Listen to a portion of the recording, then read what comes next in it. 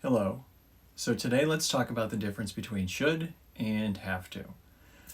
What's the difference between when your boss says you should do something and when you have to do something? Let's start with should. Should means that something is a good idea. You probably want to do it. It would be in your best interest. We use this a lot with health. For example, you should eat a healthy diet. You should exercise. You should have a physical checkup or exam once a year. Okay, all of these are good ideas. It doesn't mean it's absolutely necessary. It doesn't mean that if you don't do it, something bad will happen, but it's a good idea. Now there's the negative, should not, or shouldn't, as we usually say in English. If you shouldn't do something, that means it's a good idea not to do it. So using our health example, people say, you shouldn't eat too much. You shouldn't sit around and just watch TV all the time. You shouldn't have too much sugar or too much fat. You shouldn't smoke. So that's should and shouldn't. And it's easy to use should or shouldn't. You just put it before the verb, and you don't have to change the verb. You don't have to add s or ed or anything like that to make it work. It's just, you should eat a healthy diet. You shouldn't eat too much sugar or salt. Now let's talk about have to. Have to means it's important that you do this. Something bad could happen if you don't do it.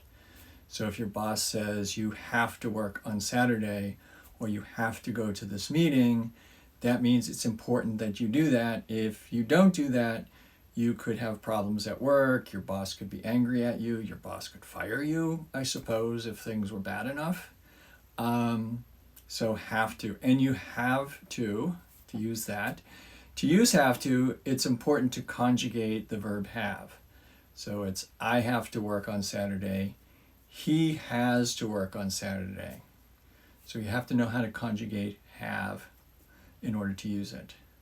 Now, have not has a slightly different meaning. If your boss says there's a meeting you don't have to attend, that's how he would say it, that doesn't mean you can't attend, that you're forbidden. It means you have a choice. You're not required to attend. Nothing bad will happen. It's up to you. So let's use this example of your boss telling you about a meeting.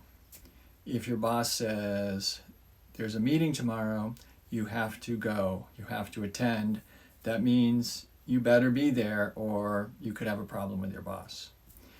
If your boss says, there's a meeting tomorrow, you should attend, that means it would be a good idea for you to attend. He's not saying you have to attend, you're not obligated, but it would be a good idea, and he or she would think well of you for going to that meeting.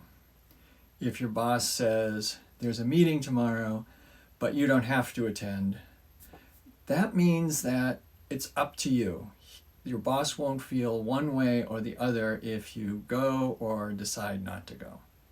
So I hope that clarifies the difference between should and have to. And if you liked this video, if you enjoyed it, if you learned something, please like, subscribe, and share. And thank you.